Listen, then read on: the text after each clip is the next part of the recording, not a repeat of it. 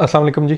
आज की वीडियो में हम 10 ऐसी चीज़ों के बारे में बात करेंगे जो कि आप स्टॉक एक्सचेंज का अपना जर्नी शुरू करने के साथ ही या 1-2 साल आपको हो भी गए हैं, तो उसके बाद इन 10 चीज़ों के बारे में अगर आप सीख लें और इसको अभी से अप्लाई करना शुरू कर दें, तो आप जो स्टॉक सिलेक्शन करते हैं अपनी लॉन्ग टर्म के लिए, वो इतनी अच्छी हो जाएगी कि आप बस स्टॉक्स ख़रीद के रख देंगे और उनको सिर्फ आपको उनकी रिपोर्ट्स वगैरह देखनी पड़ेंगी और उन क्राइटेरियाज़ पे आपकी बेस्ट जो कुछ कंपनीज़ है ना वो ऑटोमेटिकली आपके पोर्टफोलियो के अंदर आ जाएंगी। ये जो 10 चीज़ें हैं इनके बारे में मैंने खुद सीखने में मुझे काफ़ी टाइम लग गया था अपने इन्वेस्टमेंट जर्नी में। और अगर आप शुरू में, अभी तो मैं आप लोगों को साथ ही बता दूंगा ना, तो अगर आप ये शुरू में इनको ना जाने और आहिस्ता आहिस्ता जब चीज़ें सामने आती हैं तो कभी कभी ऐसे लोग जो कि 4-5 साल तक भी काम कर रहे होते हैं स्टॉक एक्सचेंज में, लेकिन उनको इनमें से किसी एक के बारे में या कुछ के बारे में नहीं पता होता।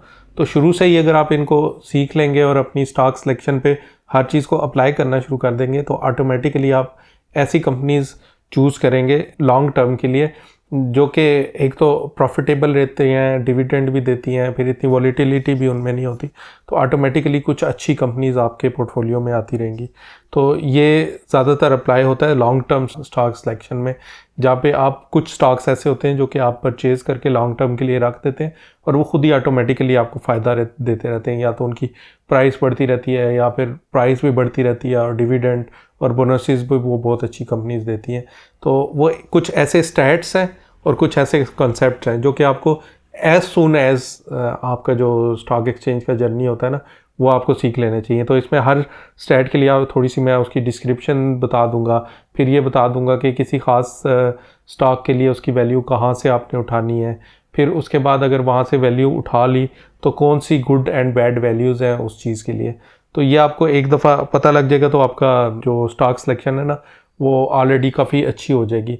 तो अब आपका टाइम ज़ाया किए बगैर अब एक एक चीज़ में चलते हैं और मैं इस वीडियो को ब्रीफ ही रखूँगा और हर जो स्टैट है ना उसके साथ फिर एक नीचे डिस्क्रिप्शन में एक वीडियो भी होगी जिसमें आप अगर उसके बारे में फर्दर जानना चाहें तो आप उस वीडियो पे जाके जान सकते हैं। इसमें सबसे पहले आ जाता है EPS, अर्निंग पर शेयर। ये जो है कोई भी स्टॉक आप सेलेक्ट कर रहे हैं लॉन्ग टर्म के लिए तो उसकी जो प्रीवियस EPS है उसको देखना बहुत ज़रूरी है। अर्निंग पर शेयर ये होती है कि किसी भी कंपनी की मसलन साल की या क्वार्टर्स में अर्निंग है, अभी साल का देख लेते हैं, तो किसी भी कंपनी ने अगर 1 अरब इस दफ़ा प्रॉफिट में कमाया है तो वो पर शेयर कितना बनता है। यानी कि अगर मैं आपको बता दूं मसलन एंग्रो फर्टिलाइज़र ने इस साल 1 अरब रुपया कमाएगा प्रॉफिट में, तो वो आप कहेंगे अच्छा ठीक है 1 अरब कमाए, लेकिन उसको आप मेजर नहीं कर सकते किसी तरह से। लेकिन इसी को मैं अगर आपको ये बता दूं कि हर शेयर के पीछे, शेयर की प्राइस मसलन 212 है, तो हर शेयर के पीछे जो एंग्रो फर्टिलाइज़र है उसकी 40 रुपये अर्निंग पर शेयर थी इस साल की। तो वो ज़्यादा आपके लिए अच्छा अंडरस्टैंडेबल है। अच्छा 200 का मैं शेयर लूँगा तो तकरीबन 40 रुपये वो अर्न करता रहेगा शेयर। चलो वो अर्निंग सारी मुझे दे या ना दे, अपने पास रखेगा तब भी उसकी शेयर की प्राइस उसी के लिहाज से ऊपर जाएगी। मुझे दे देगा तो फिर और फ़ायदा हो जाएगा डिविडेंड के थ्रू, तो वो मेरे पास आते रहेंगे लेकिन शेयर की प्राइस वहीं पर रहेगी। तो अर्निंग पर शेयर बेसिकली अगर पॉजिटिव में रहे ना तो शेयर की प्राइस नीचे जाने का चांस इतना नहीं होता। वो बड़े स्टेबल शेयर होते हैं जिनकी अर्निंग पर शेयर पिछले कई सालों तक जो है ना वो पॉजिटिव में रहती है। तो सबसे पहला आपने ये चीज़ देखनी है कि ऐसी कंपनी जो कि आप बिल्कुल सॉलिड कोई कंपनी चूज़ करना चाह रहे हैं ना, तो ऐसी कंपनी जिसके पिछले 8-10 साल की ना अर्निंग पर शेयर पॉजिटिव में रहे और उसमें फिर क्वार्टरली अर्निंग पर शेयर भी आप देख सकते हैं। तो इसके लिए जो सोर्स है वो आप कंप्यूटर स्क्रीन पे चलते हैं और देखते हैं कहाँ से आप ये देख सकते हैं किसी भी कंपनी की अर्निंग पर शेयर। सबसे पहले जो EPS है वो आपको scstrade.com एक वेबसाइट है। ये एक ब्रोकर है जो कि फ्री डाटा उन्होंने रखा हुआ है सबके लिए। नॉर्मली ब्रोकर्स ने एक ऑथेंटिकेशन के पीछे डाटा रखा होता है, लेकिन उन्होंने सबके लिए फ्री रखा हुआ है। तो अगर आपने किसी भी शेयर की करनी है EPS चेक तो आप उसमें कर सकते हैं। मसलन एंग्रो फर्टिलाइजर से ही हम शुरू करते हैं। SCS ट्रेड हम सर्च करेंगे, SCS ट्रेड, ठीक है। इसमें आप एंग्रो फर्टिलाइजर के शेयर के पेज पे चले गए SCS ट्रेड की वेबसाइट पे। तो यहाँ पे ना ये आपको ये जो ग्रीन में सारा नज़र आ रहा है ना, ये इसकी अर्निंग पर शेयर है पिछले कई सालों की 2017 में 7 रुपीज़ थी, फिर 12 रुपीज़ थी, फिर 13 रुपीज़ थी। तो ये एक ट्रेंड ओवरऑल जो नज़र आ रहा है आपको, ये एक ग्रोथ का ट्रेंड नज़र आ रहा है अर्निंग पर शेयर में। अच्छा, इसी तरह अगर आपने क्वार्टरली अर्निंग पर शेयर देखनी है तो वो भी यहाँ इसे देख सकते हैं। अब इसी तरह मसलन किसी और की देख लेते हैं, एफएफसी की देख लेते हैं। तो नेक्स्ट टाइम जब आपने किसी और की देखनी हो तो जब जस्ट अब यूआरएल में भी चेंज कर सकते हैं इसका सिंबल। तो एफएफसी की भी देखें, 2024 में तो बहुत अच्छी ईपीएस उनकी आई है, उससे पहले भी ओवरऑल एक ग्रोथ में था। तो ये सेक्टर ये कैसा है, तो इस सेक्टर से निकल के हम कुछ देख लेते हैं, मतलब टीआरजी देख लेते हैं। एक थोड़ी सी बैड एग्जाम्पल भी आपको दिखा दो ना। तो इसमें देखें टीआरजी ओवरऑल जो बिल्कुल ज़ीरो के करीब अर्निंग पर शेयर करता रहा। फिर एक दफ़ा जब उनकी काफ़ी ज़्यादा आ गई थी तो वो शेयर की प्राइस भी काफ़ी ऊपर अचानक से चली गई थी। फिर उसके बाद से फिर वो 3 साल से नुकसान ही कर रहे हैं। तो कंपनीज आपने वो जैसी ईफर्ट वगैरह की थी ना, या एफएफसी की थी, तो बेस्ट रिजल्ट्स के लिए और लॉन्ग टर्म्स के लिए उस तरह की कंपनीज आपने चूज करनी है। अब अर्निंग पर शेयर तो आपने देख ली है, अब आपने मेक श्योर करना है कि इस तरह की कंपनीज चूज़ करें जो कि ज़्यादातर पॉजिटिव में ही रहती हों अर्निंग पर शेयर के लिहाज से। अब आते हैं पीई रेशो पे। तो पीई रेशो होता है प्राइस टू अर्निंग रेशो, यानी कि अगर एक स्टॉक की प्राइस है 200 और उसने साल में की है 40 रुपये अर्निंग, तो 40 इंटू 5 200, उसकी प्राइस टू अर्निंग रेशो 5 होगी। अब जितनी ज़्यादा प्राइस टू अर्निंग रेशियो होगी, इसका मतलब है इतना महंगा आपको शेयर मिला है। यानी कि इसी शेयर की जिसने 40 रुपये कमाई की है एक साल में, वही अगर 320 रुपये का होता तो फिर इसकी पीई रेशो बन रही थी 8। तो मतलब उसने कमा के आपको कम पैसे दिए लेकिन वो पड़ा ज़्यादा का है। तो दूसरी चीज़ ये देखनी होती है कि अगर आपका शेयर जितनी कम पीई रेशो पे मिल रहा है तो वो ज़्यादा अच्छा होता है, लेकिन उसमें दूसरी चीज़ें भी देखनी है। चले पीई रेशो तो एक चीज़ होगी ना, लेकिन ये भी देखना होता है कि वो पिछले सालों में मुसलसल अर्निंग करता रहे ना। ये ना हो कि आप अगले लास्ट ईयर की पीई रेशो के बेस पे उसको परचेज कर लें, लेकिन आप ये ना देखें कि वो पिछली उसकी अर्निंग पर शेयर इतनी अच्छी है, यानी जो इससे पहले हमने देखा है। तो पीई रेशो के लिए भी जो डिफरेंट सेक्टर्स होते हैं, जैसे जो फर्टिलाइज़र का सेक्टर है उसकी पीई रेशो पूरे स्टॉक एक्सचेंज की पीई रेशो से थोड़ी सी ऊपर रहती है। उसकी वजह मैं आपको बताता हूँ। एक तो स्टॉक एक्सचेंज की जो पीई रेशो है ना, अभी थोड़ा सा कैचअप किया उसने, तकरीबन 7 तक पहुंची है, यानी कि स्टॉक्स की इसीलिए प्राइसेस बढ़ी हैं। वो पूरा हमारा स्टॉक एक्सचेंज ना 5-4 पे बैठा हुआ था आज से कुछ साल पहले, मतलब 1-1.5 साल पहले, जब इंडेक्स लेट से 40 पे था। उस वक्त स्टॉक्स यानी कि जो उनकी नॉर्मल वैल्यू होनी थी ना, उससे भी बड़ी नीचे ट्रेड कर रहे थे, यानी कि हमें बड़ी डिस्काउंटेड रेट में मिल रहे थे। ऐसे स्टॉक्स जो कि 40 रुपये कमा के दे रहा है आपको साल में, वो 3 की पी रेशो पे यानी कि 120 रुपये पे मिल रहा था। आज वही स्टॉक तकरीबन शायद 200 पे मिल रहा हो, यानी कि 5 की पी रेशो पे। इसी तरह कुछ सेक्टर्स होते हैं जो कि एक तो उसकी कंपनीज होती भी बड़ी स्टेबल हैं, जैसे फर्टिलाइज़र में एंग्रो फर्टिलाइज़र, एफएफसी की मैं हमेशा बात करता हूँ। बिल्कुल आप पक के होंगे इतनी मेरी वीडियोस में उनकी बातें सुन सुन के, तो क्योंकि वो स्ट्रॉन्ग कंपनीज हैं। उनकी पी रेशोज हमेशा 8-9, इसके आजकल कम अज़ कम वो इस तरह चल रही है, और वो मार्केट से 2-3 ऊपर ही रहती हैं, क्योंकि वो 1-2 डिविडेंड्स देते हैं। फिर उसके बाद अगर डिविडेंड्स का नहीं पता वो भी आगे जाके बात करते हैं, ये नए लोगों के लिए मैं बात कर रहा हूँ। तो वो अपने जो प्रॉफिट्स हैं वो शेयर करते हैं डिविडेंड और बोनसेस के थ्रू। और दूसरा उनकी जो ऐसे सेक्टर्स हैं कि उनकी जो यूरिया वो और दूसरी खादें जो बनाते हैं वो बिक की जाती हैं। वो मतलब कभी ऐसा नहीं होता कि वो सरप्लस में हो, बस इतनी पाकिस्तान में बनती है जो कि बिक जाती है, और इंपोर्ट इतनी फिजिबल नहीं है इस सेक्टर में अगर लोकल प्रोडक्शन पूरी हो तो इस लिहाज से कुछ सेक्टर्स की जो पी रेशो है वो नेचुरली ऊपर होती है। लेकिन वैसे पी रेशो ना आपको ये बताती है, मसलन आप काफ़ी अरसे से अगर ट्रैक कर रहे हैं कि फर्टिलाइज़र की पी रेशो जो है वो 8 तक रहती है, तो किसी स्टॉक की अगर प्राइस नीचे आ जाती है, मसलन एंग्रो फर्टिलाइज़र 160 रुपये का इस टाइम पे अगर फॉर एग्जांपल ट्रेड कर रहा है, और उसका जो लास्ट साल की जो अर्निंग थी वो उतनी ही है 40 रुपये, तो वो 4 की पी रेशो पे आ गया। इसका मतलब है कि वो अपनी जो नॉर्मल पी रेशो है ना उससे काफ़ी कम पे बिक रहा है, और उसकी अर्निंग उतनी है, उसकी प्राइस कम हो गई है। तो ये एक इंडिकेटर है कि आप इसको जल्दी से परचेज़ कर लें।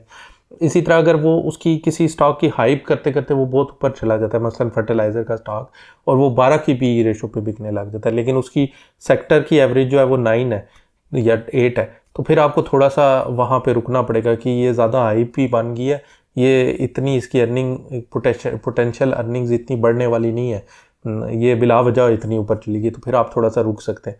तो ये पी रेशो इस चीज़ में बड़ा काम आती है। अब कोई ऐसी कंपनी जो कि नया प्रोजेक्ट लॉन्च कर रही है या मार्केट में डिमांड किसी चीज़ की बहुत ज़्यादा है और एक नया मसलन फर्टिलाइज़र वाले एक नया प्लांट लगा लेते हैं जो कि उस डिमांड को पूरी करेगा, और उस वजह से कोई पी रेशो ऊपर चली जाती है, तो फिर तो ठीक है, वो एक चीज़ है, एक वजह है जिसकी वजह से ऊपर जा रही है, तो उस पर आप फिर परचेज़ कर सकते हैं।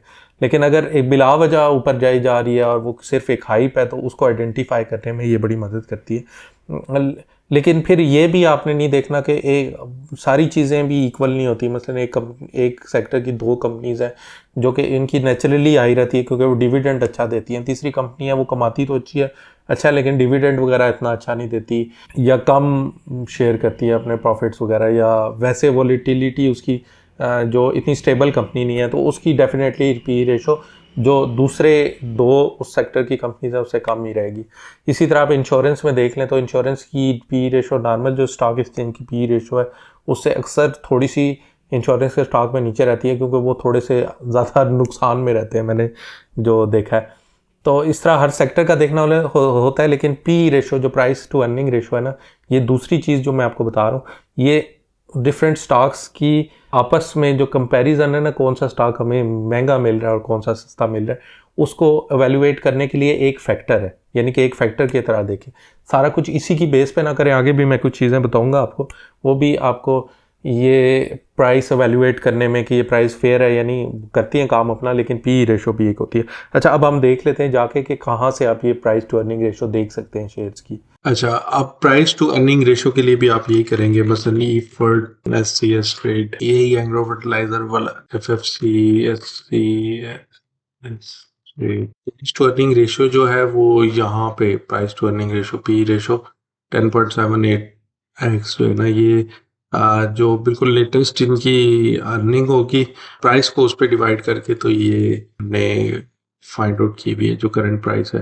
तो अगर आपको पुरानी चाहिए तो आपको पुरानी ईपीएस, और फिर आप इस तरह कर सकते हैं कि मिशन ई फॉर पीएसएक्स की वेबसाइट पे जो एग्रो फर्टिलाइजर का स्टॉक का पेज है उस पे चले जाएं, उस पे इसको 3 ईयर या 5 ईयर पे वो कर लें, और कन्वर्ट करने के बाद ये 2024 की जो आखिरी प्राइस है ना, मसलन या हाँ, ये 2024 यहाँ से शुरू हो रहा है, 2023 की असल में जो लास्ट दिसंबर की प्राइस है तकरीबन 107 रुपये थी, दिसंबर 31 की हमने लेनी है, तो वो लेके आप उससे पिछला 2023 की जो ईपीएस है उस को डिवाइड कर देंगे, यानी कि प्राइस को ईपीएस से डिवाइड कर देंगे, तो वो पुरानी पी रेशो आती रहेगी। तो इस तरह से आप पी रेशोज भी कैलकुलेट कर सकते हैं। अब हमने ईपीएस भी देख लिया, पी रेशो भी देख ली, अब बारी आती है डिविडेंड्स की। डिविडेंड्स क्या होती है कि होता है कि कंपनी जो है ना अपनी अर्निंग्स में से अर्निंग पर शेयर जो होती हैं उनको, वो अपने जो शेयर होल्डर्स हैं उनके साथ कितनी उस अर्निंग को शेयर करते हैं, ठीक है, कितना उनको पे आउट कर देते हैं साल के अंदर।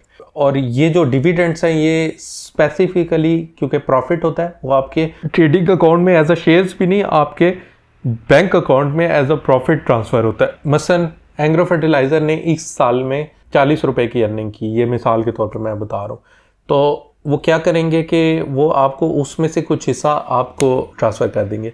अब क्योंकि ये पर शेयर है तो इसमें जो वो पर शेयर 40 रुपये बता रहे हैं ना कि 40 रुपये पर शेयर उसने अर्निंग की, तो उनके पास यानी कि एग्रो फर्टिलाइज़र का जो ओनर है, जो एक बंदा है मसलन, या एग्रो कंपनी है वो जो एग्रो फर्टिलाइज़र की ओनर है, उसके पास एग्रो के जितने भी शेयर्स पड़े हुए ना, उनकी जो पूरी की पूरी अर्निंग है वो उनकी अपनी है, लेकिन आपके शेयर पे जो उन्होंने 40 रुपये अर्निंग की है वो आपकी है, वो उन्होंने आपके साथ शेयर करनी ही करनी है। या तो आपको डिविडेंड के लिहाज से देख सकते हैं, या फिर वो अगर रखेंगे आपको डिविडेंड नहीं देंगे, रखेंगे तो वो फिर इस बेस पे अपने पास रखेंगे कि इसी 40 रुपये के जो खुरम के एक शेयर है उसकी जो 40 रुपये की मेरी अर्निंग है उसको मैंने अपने पास रख लिया, इसकी बेस पे मैं एक नया प्लांट लगाऊंगा, उससे जो फ़ायदा होगा वो फिर बाद में खुरम को ट्रांसफ़र कर दूंगा। मैं ये एग्जांपल के तौर पे मैं आपको बता रहा हूँ।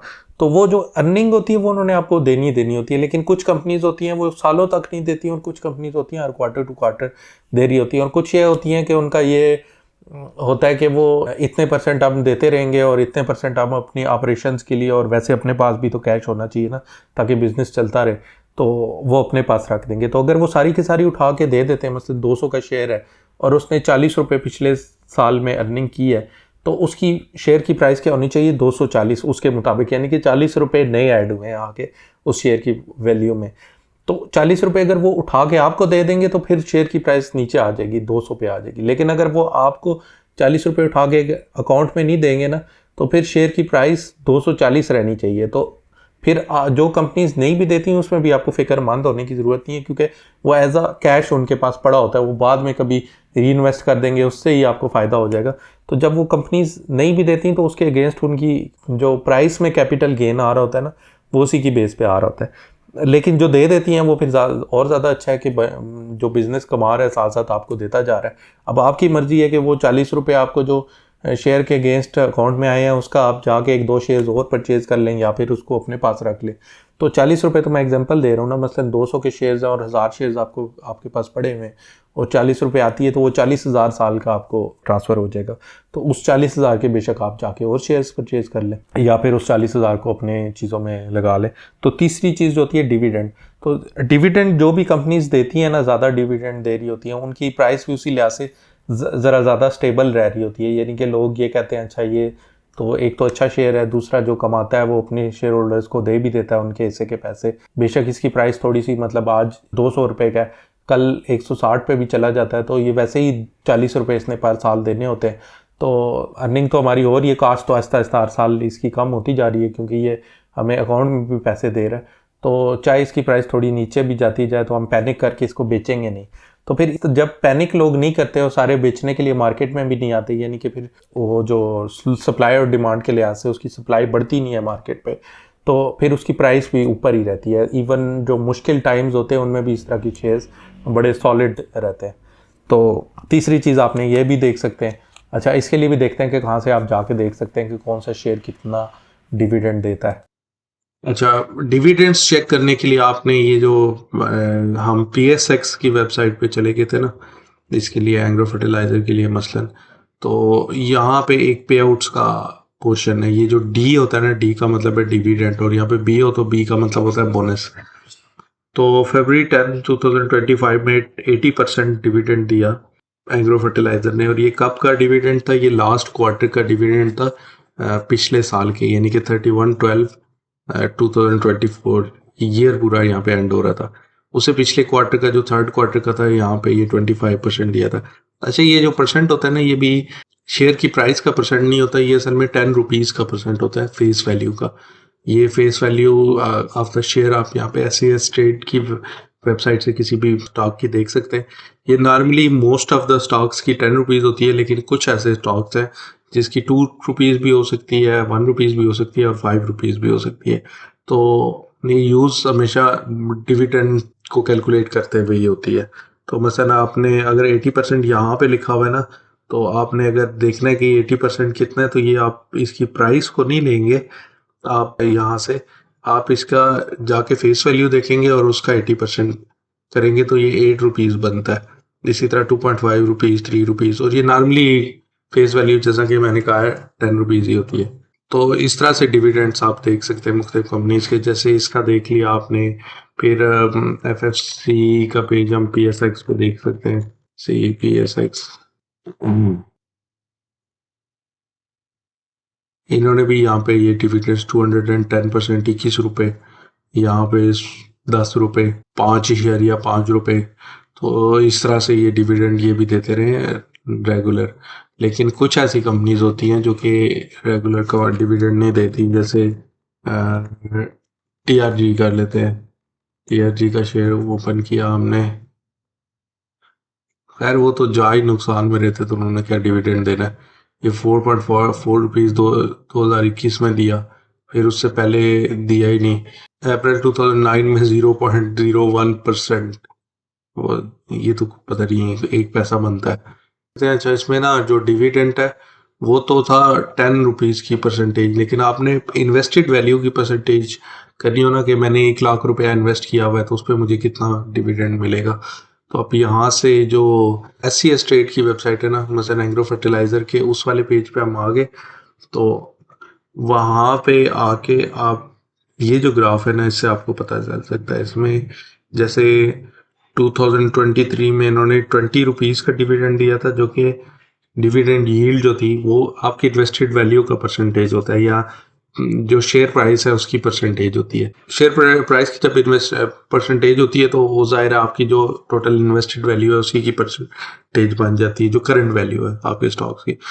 तो 2023 में उन्होंने जो आपके मतलब लाख रुपया इन्वेस्टेड था तो उस पर 23% जो है डिविडेंड दिया था। इसी तरह 2022 में 15.97%, यानी कि पर शेयर 13 रुपीज़। उस वक्त शेयर की प्राइस भी कम होती थी। इसी तरह 23% और 16.5 रुपीज़ डिविडेंड। तो अगर रुपीज़ में डायरेक्टली आपने देखना और परसेंटेज में, तो फिर ये SCS ट्रेड की वेबसाइट पे आ जाए। इसी तरह FFC का भी यहीं पे ग्राफ होगा। लेकिन अगर मैं TRG/SCS ट्रेड करूँ तो ये आप दे सकते हैं कि TRG ने सिर्फ एक साल में दिया था 2021 में, उसके बाद और पहले कोई डिविडेंड नहीं है। तो वो उसका यहाँ से ग्राफ इस तरह आपको नजर आएगा। अच्छा, बोनस शेयर्स इसके बाद चौथी चीज़ है। बोनस शेयर्स जो है ना, इनको अक्सर लोग समझते हैं कि ये वाकई कोई एक बोनस, एक और कुछ रियल वैल्यू ज़्यादा मिल रही है, लेकिन असल में ये एक तरह का शेयर स्प्लिट ही होता है। मसलन अगर एक कंपनी कहती है ना कि हम 100% बोनस दे रहे हैं अपने शेयर्स पे, इसका मतलब ये होता है कि अगर आपके पास 100 शेयर्स है ना, तो आपके शेयर्स 200 हो जाते हैं, लेकिन आपके जो जब एक्स डेट आती है ना, जिस दिन वो 200 होते हैं, उस दिन आपके शेयर की प्राइस आधी हो जाती है, यानी कि आपके शेयर्स ही दो में स्प्लिट हो गए। तो इनफैक्ट बोनस का ये जो इंटरनल मैकेनिज़्म है ना, वो ये होता है। लेकिन इसमें फ़ायदा ये होता है कि मसलन इतने ज़्यादा लेवल पे तो फिर वो बहुत एक ऐसे पता चल जाता है ना कि वो एकदम प्राइस आधे पे आ गई है। लेकिन अक्सर 10% बोनस भी देते हैं कंपनीज। उसका मतलब ये होता है कि आपके पास अगर 10 शेयर्स हैं तो एक शेयर और मिल जाएगा आपको, 11 शेयर हो जाएंगे। उससे क्या होगा, उन 10 शेयर्स की प्राइस थोड़ी सी कम होगी, यानी कि एक शेयर की प्राइस अगर 100 रुपये है तो 90 रुपये पे चली जाएगी, और इसी तरह वो 11वां शेयर जो एक्स्ट्रा मिला है ना, उसको कंपनसेट करने के लिए उनकी प्राइस थोड़ी सी नीचे चली जाती है, और लेकिन आपके पास नंबर ऑफ शेयर्स बढ़ जाते हैं। अब 100 से जब 90 पे जाती है और आपको एक शेयर और मिल जाता है, मार्केट में यही इफेक्ट आता है कि अच्छा ये तो अच्छी कंपनी है, ये तो वैसे भी इसकी जो शेयर की प्राइस है 100 रुपये पे मिल रही है, तो लोग अक्सर समझते हैं कि ये हमें सस्ते पे मिल रहा है शेयर, तो वो दोबारा से परचेज़ करने की कोशिश करते हैं, करते करते उसकी प्राइस बढ़ जाती है, 100 पे वापस आ जाती है। फिर उस वक्त आपको फ़ायदा होता है कि वो प्राइस भी 100 रुपये पे होती है, और वो जो एक एक्स्ट्रा शेयर मिला होता है वो फिर एक आपका 11वां 100 एक्स्ट्रा बन जाता है। तो असल में तो बोनस ये चीज़ है। बोनस जब भी मिलता है आपकी, जैसे आप मारी का देख लेना, एक पेट्रोलियम की कंपनी है, उस पर 800% बोनस मिला है पिछले दिनों। 3500 उसकी प्राइस थी, लेकिन बोनस मिलने के बाद जब उसकी प्राइस डिवाइड हुई, क्योंकि हर एक शेयर के अगेंस्ट 8 शेयर्स और मिल रहे थे, तो उसकी शेयर जो प्राइस है ना वो 9 पे डिवाइड होगी। लेकिन वो जब अनाउंसमेंट हुई और जब तक मिला, तब भी लोगों ने कहा यार इस पे तो 8 शेयर्स और मिलने हैं, तो तब भी थोड़ी सी प्राइस बढ़ी थी। तो इस बोनस का नॉर्मली उन लोगों को फ़ायदा होता है जो कि लॉन्ग टर्म में शेयर ले के रखते हैं। तो आपने ये भी देखना है कि कौन सी कंपनीज बोनसेस भी दे रही हैं। वैसे बोनसेस इतना मतलब इम्पोर्टेंट नहीं है जितना डिविडेंड इम्पोर्टेंट है, लेकिन अगर बोनसेस भी कंपनीज देती हैं तो वो भी एक पॉजिटिव चीज़ है। तो ये भी देख लेते हैं कि कहाँ से बोनसेस आपको देख सकते हैं किसी खास कंपनी के लिए। अच्छा, अब इसके बाद आ जाते हैं बोनसेस। बोनसेस जो है वो एग्रो फर्टिलाइज़र भी नहीं देता, FFC ने भी कोई बोनस नहीं दिया, तो आप MTL जो है वो नॉन है बोनसेस के लिए। MTL PSX आप करेंगे तो आपको पता चल जाएगा कि जो बोनस उन्होंने लास्ट दिया था जून 13 2023 में 50% बोनस दिया था। उससे पहले 10% 2023 में ही दिया था, फिर 20% उससे पहले दिया था। तो ये एक तरह का शेयर स्प्लिट ही होता है जब बोनस होता है, और साथ डिविडेंड भी अलग वो दिए जा रहे हैं। तो बोनसेस को देखने के लिए स्पेसिफिकली जो PSX की वेबसाइट है ना वो ज़्यादा बेहतर है। इसी तरह अगर आपने मारी का बोनसेस देखते हैं तो उसके लिए भी आप यहाँ पे आएंगे और ये डायरेक्टली वो पेज ओपन कर लेंगे, और ये आपको जो लेटेस्ट बोनस है ना मारी का वो नज़र आ गया। इससे पहले उन्होंने कोई बोनस नहीं दिया हुआ, ये 100% दिया। वैसे नॉर्मली वो डिविडेंड ही देते हैं। तो जैसे बात मैं कर रहा था कि वो उसकी प्राइस 2500 थी जब अनाउंस हुआ कि वो बोनस मिलेगा 800% का, तो वो 3500 पे गई। लेकिन जब एक्चुअली बोनस मिल चुका और एक शेयर 9 शेयर बन चुके, तो वो फिर उसकी प्राइस भी नीचे 400-500 पे आ गई, क्योंकि वो डिवाइड होगी उन 9 शेयर्स पे। अच्छा, अब नेक्स्ट कॉन्सेप्ट आता है, ये बड़ा इंपॉर्टेंट है और इससे ना कंपनीज का पता चलता है कि वो अपना कितना प्रॉफिट शेयर करती हैं। इसको कहते हैं पे आउट रेशो। पे आउट रेशो का मतलब ये होता है, मसलन अगर एंग्रो फर्टिलाइज़र को 40 रुपीज़ 200 पे फ़ायदा हुआ है, तो उन 40 रुपीज़ में से कितने उन्होंने अपने पास रखे हैं और कितने अपने शेयर होल्डर्स को एज अ डिविडेंड दे दिए। तो इसको कहते हैं पे आउट रेशो। पे आउट रेशो जो होती है वो डिफरेंट कंपनीज की डिफरेंट पॉलिसीज़ होती हैं, उसके मुताबिक होती है। कोई ऐसी कंपनी हो सकती है जो ये कहती है कि नहीं, हम ना अपनी सालों तक जितनी भी अमाउंट आएगी ना उसको अपने पास ही रखते रहेंगे, उसकी नए प्रोजेक्ट्स बनाएंगे, नया बिजनेस में इन्वेस्ट करेंगे, उससे हमें और फ़ायदा होगा, तो ओवरऑल जो शेयर की वर्थ है ना वो बढ़ती रहेगी। तो उनकी ये पॉलिसी होती है कि हम 0% पे आउट करेंगे अपने शेयर होल्डर्स को, लेकिन कभी सरप्राइज़ के तौर पे किसी वक्त किसी साल डिविडेंड दे देंगे या कभी बोनस शेयर्स भी दे देंगे। लेकिन कुछ कंपनीज ऐसी होती हैं कि वो कहती हैं नहीं, हमारी जो अर्निंग आ रही है ना उसमें से हम 40% जो है वो पे आउट करते रहेंगे शेयर होल्डर्स को। तो इसमें एक एफएफसी ऐसी कंपनी है जो कि तकरीबन 40% के करीब रहती है। इस साल का मैंने परसेंटेज उनकी स्पेसिफिकली कैलकुलेट नहीं की, लेकिन पिछले कुछ सालों तक उनको मसलन 100 रुपये अगर अर्निंग होती थी अपने एक शेयर पे, प्रॉफिट जो साल का बनता था, तो वो उसमें से 40% तकरीबन वो अपने शेयर होल्डर्स को दे देते थे और जो 60% है वो कंपनी में रख देते थे। अब कंपनी में रखने का मतलब ये नहीं है कि वो शेयर होल्डर से उन्होंने छीन लिए हैं, वो उन्होंने रख के कहीं इन्वेस्ट करेंगे आगे, और फिर बाद में जो फ़ायदा होगा, ये शेयर की प्राइस ऊपर जाएगी तो उसका भी फिर शेयर होल्डर को ही फ़ायदा होगा। तो वो उसकी प्राइस में भी नज़र आ सकता है कि वो आज से 1.5 साल पहले उसकी प्राइस 80 रुपये थी, लेकिन जब वो बढ़ी तो बड़ी तेज़ी से बढ़ी और 400 पे पहुंच गई। जबकि एग्रो फर्टिलाइज़र जो कि 100% पे आउट करता है ना प्रॉफिट, उसकी तकरीबन थोड़ी सी कम बढ़ी, लेकिन वो उसका ये है कि प्रॉफिट वो ज़्यादा जो अपना सारा आ रहा था वो अपने शेयर होल्डर्स को देता रहा। तो जो पे आउट रेशो होती है वो जो प्रॉफिट आ रहा है कंपनी को पर शेयर, उसमें से कितना कंपनी अपने शेयर होल्डर को दे रही है, तो वो होती है पे आउट रेशो। तो ये जो एग्रो फर्टिलाइज़र है इसने ये सोचा हुआ है कि हम 100% जो अपनी अर्निंग आ रही है वो अपने शेयर होल्डर को देते रहेंगे। अब 100% का मतलब ये नहीं है कि वो जो एग्रो फर्टिलाइज़र के ओनर है उन्होंने जो अपने शेयर्स रखे हुए उस पर भी जो अर्निंग आ रही है उसका 100% आपको दे दें, वो नहीं।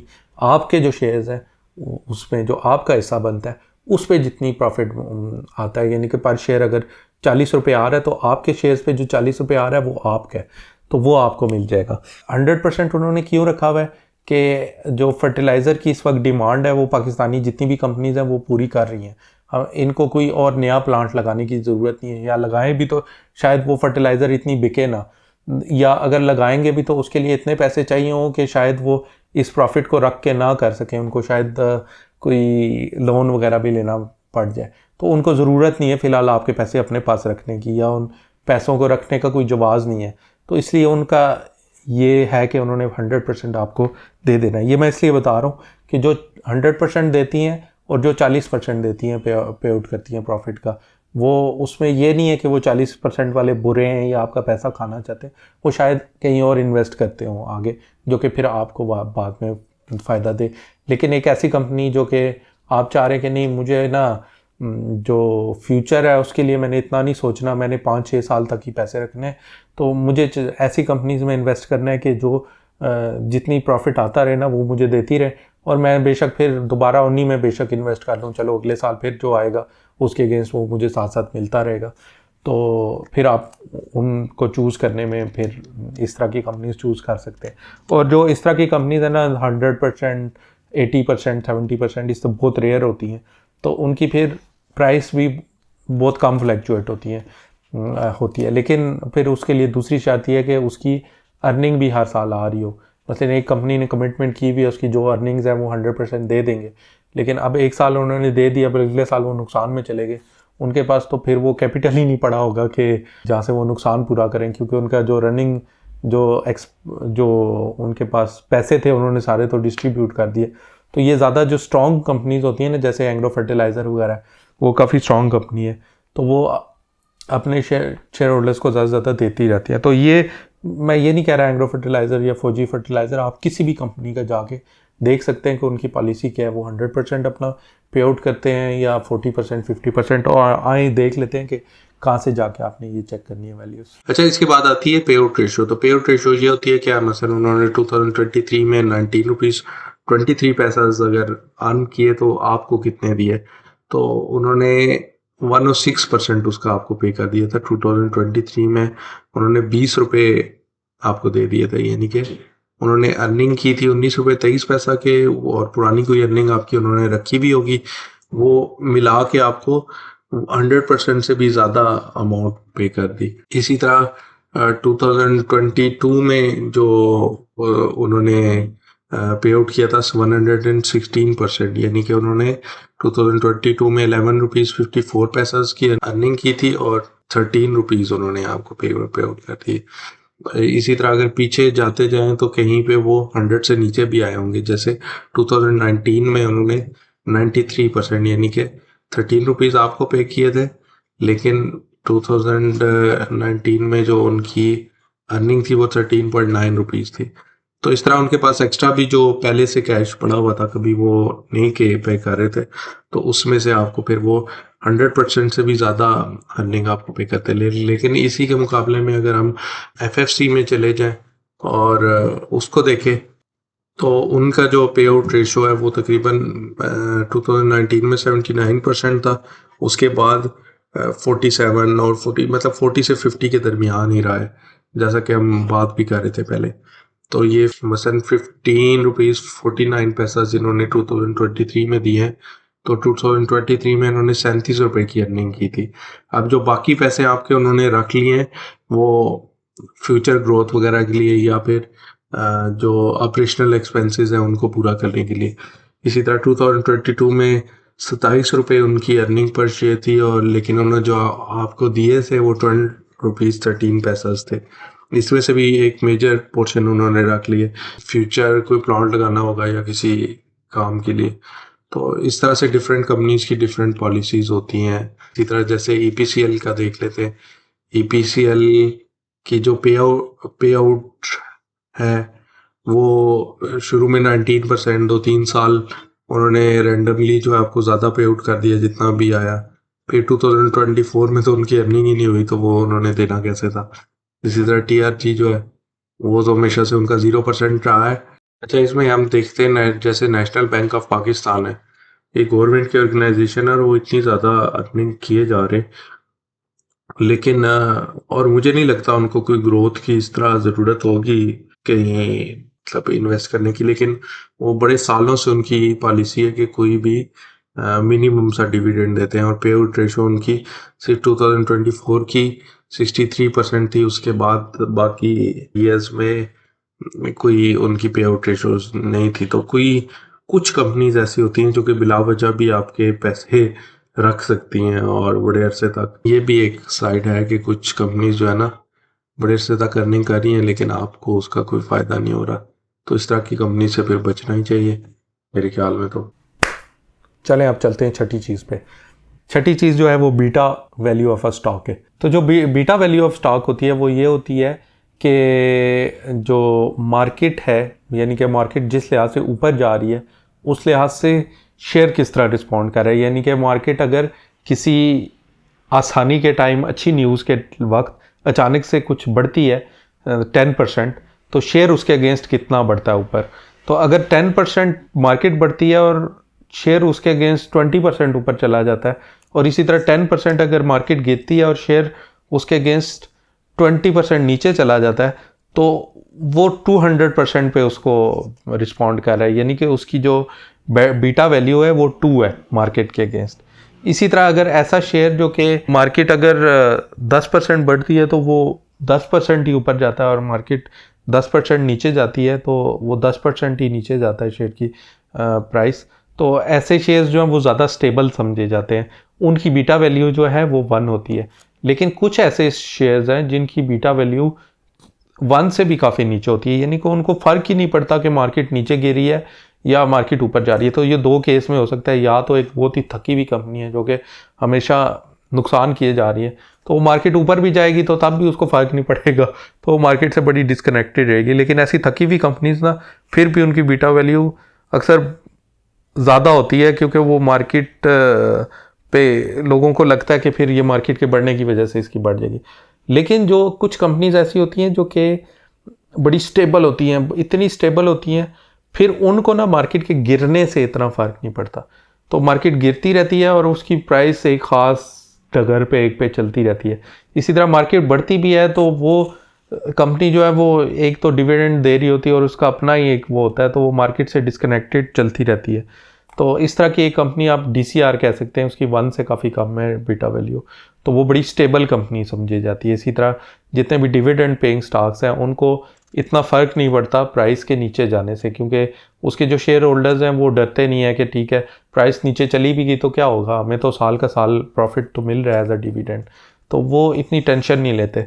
तो जब मार्केट भी नीचे उतर रही होती है तो वो शायद जाके प्राइस, स्टॉक के प्राइस भी ना जाके देखें कि हमें बेचना तो नहीं पड़ेगा, वो अक्सर होल्ड करके रखते हैं इस तरह की चीज़ों को, तो उनकी बीटा वैल्यू कम होती है। तो नॉर्मली कम बीटा वैल्यू वाले शेयर्स ऐसे जो प्रॉफिट में जा रहे हों, यानी कि सिर्फ आपने बीटा वैल्यू को नहीं देखना, आपने ये भी देखना कंपनी प्रॉफिट में है कि नहीं, तो ऐसे कम वैल्यू वाले 1 से कम वैल्यू वाले शेयर्स, बीटा वैल्यू वाले जो प्रॉफिट में जा रहे हों, उनको हाईली स्टेबल शेयर्स कहा जाता है। तो अब ये चलें ये भी देख लेते हैं बीटा वैल्यू कहाँ से देख सकते हैं, कुछ एग्जांपल्स उसकी देख लेते हैं। Beta value of a share, तो जो एंग्रो फर्टिलाइज़र है उसकी बीटा वैल्यू 0.82 है, क्योंकि ये बहुत अच्छा डिविडेंड्स देने वाला स्टॉक है। तो उसकी जो शेयर की वैल्यू है वो स्टॉक एक्सचेंज की निस्बत इतनी ज़्यादा ऊपर नीचे नहीं होती। ये जो ग्राफ जा रहा है ना, ये इंडेक्स का ग्राफ है, 100 इंडेक्स का, और ये इसका तो ये देखिए साथ साथ ही चल रहा है, तो इसको इतना फ़र्क उस तरह से नहीं पड़ता। अगर थोड़ा नीचे जाता है तो साथ साथ ही वो नीचे जाता है, तो ये 0.82 है। इसी तरह जो FFC है वो भी तकरीबन इसी तरह होगा साथ साथ, तो इसका भी जो बीटा वैल्यू है वो ये देखिए 0.80। लेकिन यहाँ पे अगर मैं मतलब TRG देख लें हम, तो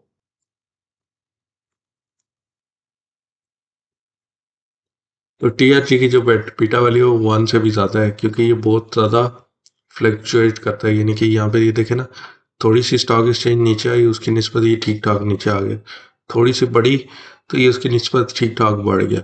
यानी कि ये इतना स्टेबल नहीं है, अर्निंग इसकी इतनी अच्छी नहीं है। तो ये जब मार्केट ज़रा सी नीचे जाती है लोग पैनिक कर जाते हैं, और जब ज़रा सी ऊपर जाती है तो लोग फिर इसको वापस लेने लग जाते हैं कि क्या पता बाद में कभी इसकी इसी तरह अर्निंग अच्छी आ जाए तो एकदम क्या पता स्टॉक की प्राइस भी एकदम से ऊपर चली जाए। तो इसी तरह जो सबसे एक और सॉलिड एग्जांपल थी हमारी, वो DCR की थी, तो वो भी देख लेते हैं।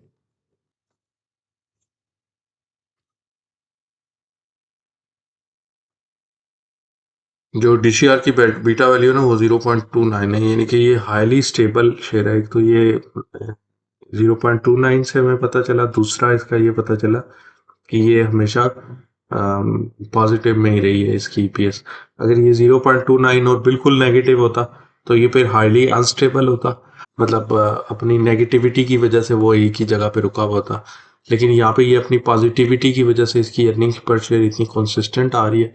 और दूसरा उसका बीटा इतना कम है कि उसका मार्केट से इतना वो नहीं है। मार्केट अगर नीचे जाती है तो वो अक्सर इसकी ग्राफ से भी नीचे चली जाती है, और जब ऊपर जाती है तो मतलब इस पे इतना फर्क उस तरह से नहीं पड़ता, थोड़ा बहुत पड़ता है। तो यहाँ पे मार्केट ने एक मतलब DCR का स्टॉक मार्केट के अलावा खुद ही ऊपर यहाँ पे गया हुआ है, फिर यहाँ पे ऊपर और नीचे गया हुआ है, लेकिन मार्केट एक अलग उस पे चल रही है, और इसकी का शेयर जो है वो अपनी डगर पे एक पे चले जा रहा है। जब मार्केट से थोड़ा सा डिस्कनेक्टेड होता है आपका ट्रेंड, तो फिर वो आपकी बीटा वैल्यू भी इतनी कम होती है। और अच्छी अर्निंग होना और बीटा वैल्यू कम होना का मतलब है कि बहुत ही स्टेबल स्टॉक है, तो वो आप लेके रख ले तो इतना अग्रेसिवली ना तो वो ऊपर जाएगा ना ही अग्रेसिवली नीचे जाएगा। लेकिन ये भी एक बहुत कंसिस्टेंटली जो है ना वो डिविडेंड दिए जा रहे हैं, दिए जा रहे हैं, दिए जा रहे हैं। उस लिहाज से फिर ये एक अच्छा शेयर माना जाएगा और इसी वजह से भी ये स्टेबल भी है। तो फिर वही बात है कि आपने ऐसे एक से कम बीटा वैल्यू वाले शेयर्स जो कि प्रॉफिट में जा रहे हैं उनको होल्ड करके रखना है, वो बड़े स्टेबल होते हैं। ये जो चीज़ें मैं सारी बता रहा हूँ ना, इनको एज अ कंबाइन करके आप किसी एक शेयर पे लगाएंगे ना, मसलन 500 कुछ कंपनीज है पाकिस्तान स्टॉक एक्सचेंज की, और सब पे लगाते जाएंगे, या कोई आपके फेवरेट 20 शेयर्स आपने देख लिया, उनको फर्दर आप फिल्टर करना चाह रहे हैं, तो इन सब चीज़ों के थ्रू फिल्टर करते रहेंगे तो वो एक रिफाइंड से रिफाइंड अच्छी से अच्छी कंपनी आपके सामने आती रहेगी। सातवीं चीज़, फ्री फ्लोटिंग शेयर्स क्या होते हैं?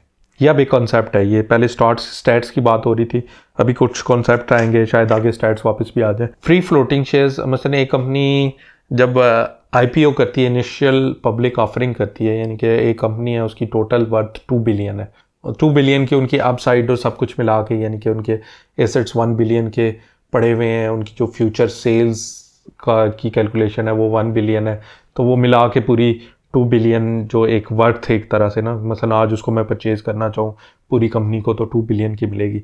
तो उन 2 बिलियन के मसलन वो 1000 के शेयर्स बना देते हैं, तो उनको शेयर्स में डिवाइड कर देते हैं, तो वो कितने हो जाएंगे? 2 मिलियन शेयर्स बन जाएंगे। को उनमें से एक ख़ास हिस्सा कंपनी अपने पास रखती है जब आईपीओ करती है, इनिशियल पब्लिक ऑफरिंग, यानी कि 60% शेयर्स वो अपने पास रखना चाह रहे हैं, और उसमें से 40% शेयर्स जो हैं उसको स्टॉक एक्सचेंज के हवाले करना चाह रहे हैं, जहाँ पे मेरे जैसे आप जैसे लोग आके उसको परचेज कर लें। तो जो 40% शेयर्स उन्होंने स्टॉक एक्सचेंज पे ऑफर कर दिए ना, वो उनके फ्री फ्लोटिंग शेयर्स हो गए, और जो 60% शेयर्स उन्होंने अपने पास रखे हैं, वो चाहे 60% पूरे अपने पास रखें या उसमें से 5% किसी और कंपनी को किसी प्राइवेट डील के थ्रू दे दें, किसी और कंपनी को 4% किसी और प्राइवेट डील के थ्रू दे दें, किसी और को 10% दे दें, तो वो फ्री फ्लोटिंग नहीं है। वो उसके लिए उनको कंपनीज के पास आपको जाके कि आपका इतना स्टेक हम लेना चाहते हैं, तो वो out of the stock exchange deal होगी, वो एक प्राइवेट उन्होंने शेयर्स रखे हुए। लेकिन जो शेयर्स ऑफर कर दिए हैं स्टॉक एक्सचेंज पे, वो फ्री फ्लोटिंग शेयर्स होते हैं, उनको कोई भी मतलब स्टॉक एक्सचेंज का अकाउंट ले बना के तो परचेज कर सकता है। तो जस्ट ये एक कंसेप्ट था जो कि मसलन अगर कोई शुरू कर रहा है या 2-3 साल वो अंदर है तो उसको पता होना चाहिए, अगर नहीं पता ऑलरेडी तो। फ्री फ्लोटिंग शेयर जो है ना, वो आप PSX की वेबसाइट पे आके, पाकिस्तान स्टॉक एक्सचेंज की जो ऑफिशियल वेबसाइट है, उस पर कंपनी का जब पेज ओपन करते हैं ना, तो उसमें ये आपको बता दिया जाता है इस कंपनी के टोटल इतने शेयर्स हैं और उसमें से इतने फ्री फ्लोटिंग है, और फ्री फ्लोटिंग की परसेंटेज इतनी है 45%, जो बाकी 55% है वो कंपनी ओन्ड है, जो ओरिजिनल ओनर्स हैं उनके पास है, उन्होंने या फिर कोई प्राइवेटली किसी और कंपनी के साथ कॉन्ट्रैक्ट करके, किसी और बंदे के साथ कॉन्ट्रैक्ट करके उसको दिए हुए हों, तो वो अलग बात है, लेकिन प्राइवेटली वो पड़े हुए हैं, वो एक्सचेंज पे नहीं है। तो इसी तरह ये एग्रो फर्टिलाइजर के थे, 1.33 बिलियन शेयर्स थे, जिसमें से 600 मिलियन जो है वो फ्री फ्लोट है 45%। इसी तरह अगर FFC के हम देखना चाहें तो उसके भी यहाँ पे मिल जाएंगे 1.4 बिलियन शेयर्स हैं, जिसमें से 853 मिलियन जो है वो फ्री फ्लोट है, जिसकी परसेंटेज 60% बनती है।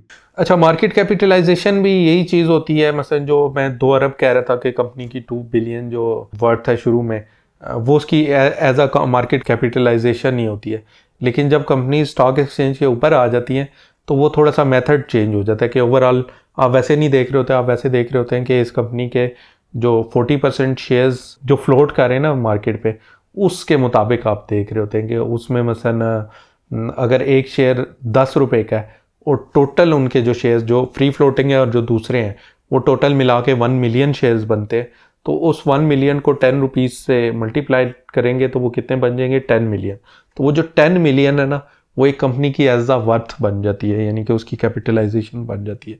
तो मसलन कोई बंदा देखता है कि इसका 10 रुपये का शेयर है और तकरीबन इसके टोटल फ्री फ्लोटिंग और दूसरे शेयर्स मिला के 1 मिलियन शेयर्स बन रहे, और 1 इंटू 10 मिलियन, तो मैं जाके कंपनी को ऑफ़र करता हूँ कि चलो इस तरह करो, 12 मिलियन में ना तुम पूरी कंपनी मुझे दे दो, मैं इसको एज अ प्राइवेट ले जाऊँगा, तुम इस तरह करो जो मार्केट पे शेयर्स हैं वो भी वापस उठा लो और वो मुझे दे दो। इस बेस पे मसलन डील्स हो जाती है, तो वो एज अ उसको वर्थ कंसिडर कर सकते हैं। वो 12 मिलियन शायद से ज़्यादा उसकी वैल्यूएशन हो जाए, वो जब मार्केट से उठाना शुरू करें शेयर्स, तो शेयर्स की प्राइस ऊपर चली जाए, कुछ लोग कह नहीं इतने पे तो हमने देना ही नहीं है वो, क्योंकि उनका एग्री होना एक ख़ास परसेंटेज है वो ज़रूरी होता है।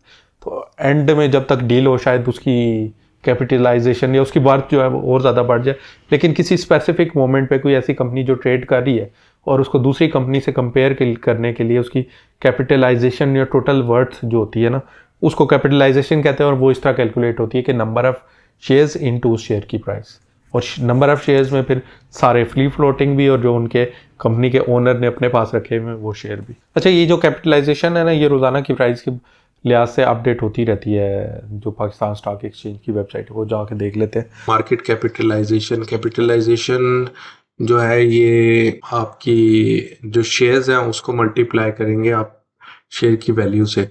जो टोटल शेयर्स है, इसमें फ्री फ्लोट नहीं, टोटल शेयर्स जो ओनर्स के पास हैं, जो कि रिटेल ओनर्स के पास हैं, सबके पास मिला के जितने 100% शेयर्स हैं उसको हम मल्टीप्लाई करते हैं प्राइस के साथ, तो ये मार्केट कैपिटलाइजेशन बच जाती है। अब ये 3 zeros इसमें और हमने लगाने, तो ये 276 बिलियन इसकी मार्केट कैपिटलाइजेशन बन चुकी हुई है। इसी तरह एफएफसी का देखें तो 536.52 बिलियन आप कह सकते हैं इसकी मार्केट कैपिटलाइजेशन बन चुकी हुई है।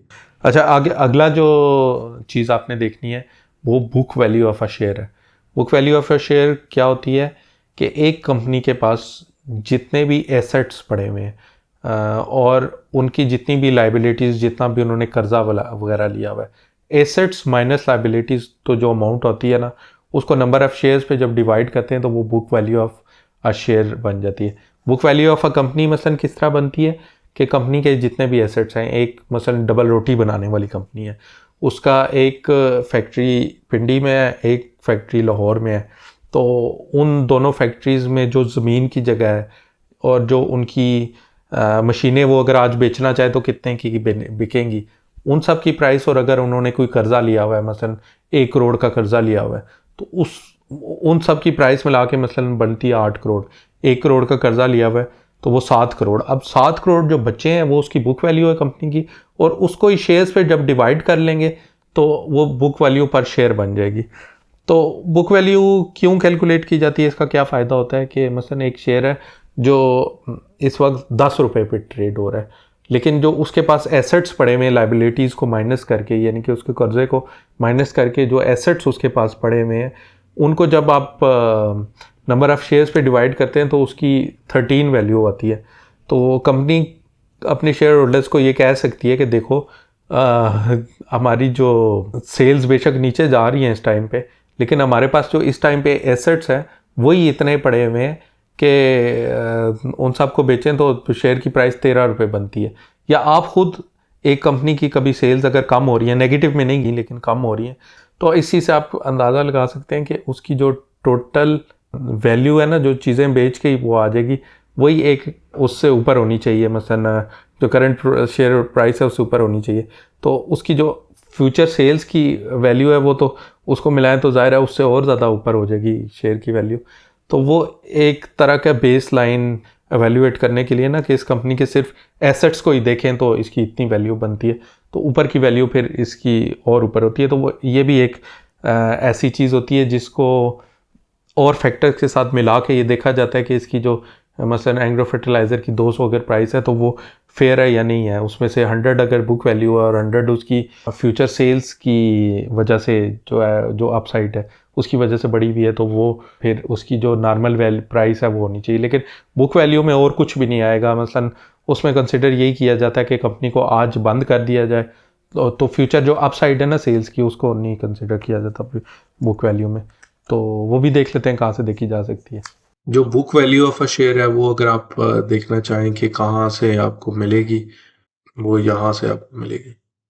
ये book value of a share, यानी कि जो एग्रो फर्टिलाइज़र है वो इस वक्त अपने सारे के सारे एसेट्स को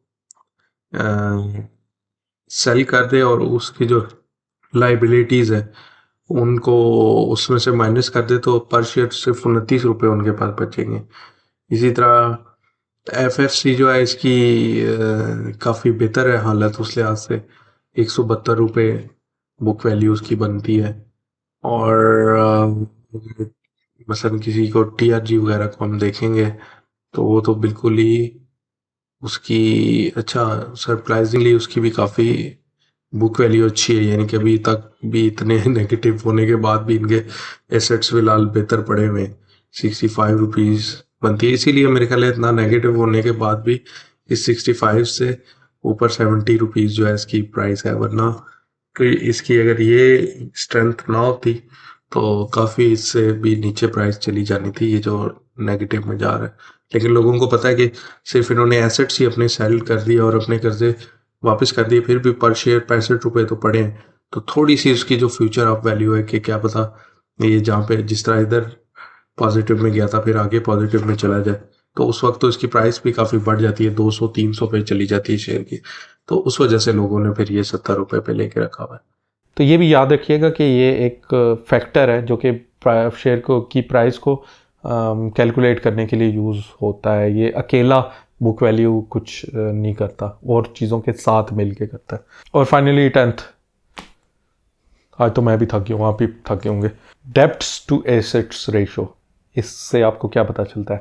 मसलन एक कंपनी के एसेट्स हैं, वही जो मैं ज़मीनें गिना रहा था WOT वाली कंपनी की, वो और उसकी जो सारी मशीनें और सब कुछ मिला के, अवन्स वगैरह ज़ाहिर होंगे, तो उनको मिला के अगर उसकी जो एसेट्स हैं वो 8 करोड़ के बनते हैं, और कंपनी पे 2 करोड़ का डेब्ट है, यानी कि 2 करोड़ उसने किसी से कर्जा किया हुआ है, 2 डिवाइडेड बाय 8 तो वो बन जाएगा 0.25, या उसको इनटू 100 करें तो ये इसको परसेंटेज में भी देख सकते हैं या वैसे देख सकते हैं।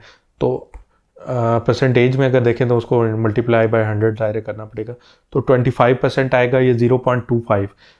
अगर तो ये वैल्यू 0.25 यानी कि 1 से नीचे है, या परसेंटेज के केस में 100 से नीचे है, तो उसके जो एसेट्स हैं वो हमेशा कंपनी के डेब्ट से ज़्यादा होंगे।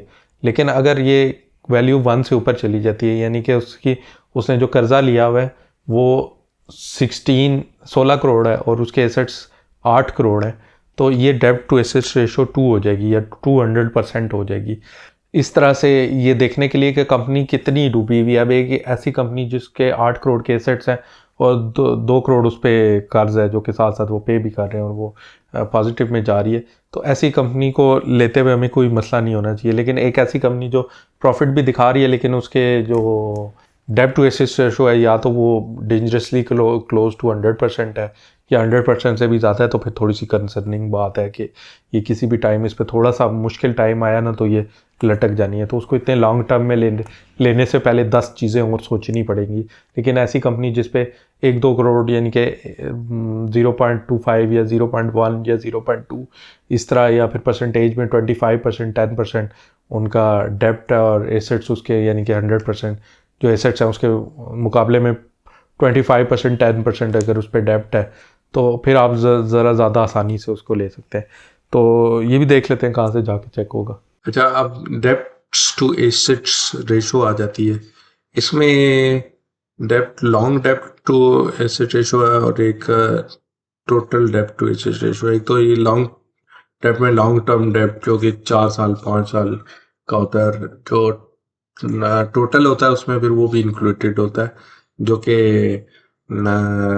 ऑपरेशनल डेब्ट थोड़ा बहुत लिया हुआ है कंपनी ने, तो इसने ऑपरेशनल इतना बस थोड़ा सा ही शायद लिया हुआ है, लेकिन लॉन्ग टर्म जो डेब्ट है वो इनका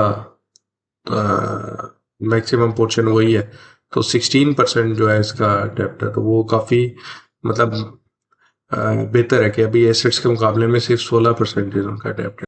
इसी तरह FFC का अगर हम देखें तो FFC का भी डेब्ट टू इक्विटी, डेब्ट टू एसेट्स, स्पेशली डेब्ट टू एसेट्स जो है वो 11.6%, 13.7% जो टोटल डेब्ट टू एसेट्स है, तो ये भी आपको जो SCS ट्रेड की वेबसाइट है उससे मिल जाएगा। अच्छा, अब आखिर में अब इन 10 चीज़ों को आप अगर कर लेंगे ना, ये 10 चीज़ें ऐसी हैं जो कि अपने स्टॉक एक्सचेंज के कैरियर में काफ़ी आगे जाकर भी लोग सीखते हैं। तो आप शुरू में ही इन 10 चीज़ों को सीख लेंगे तो आपकी जो स्टॉक पिकिंग है ना वो काफ़ी लोगों से काफ़ी बेहतर हो जाएगी। मैं अब ये नहीं कह रहा कि यही 10 चीज़ें आपको बिल्कुल कोई बहुत बड़ा एक्सपर्ट बना देंगी।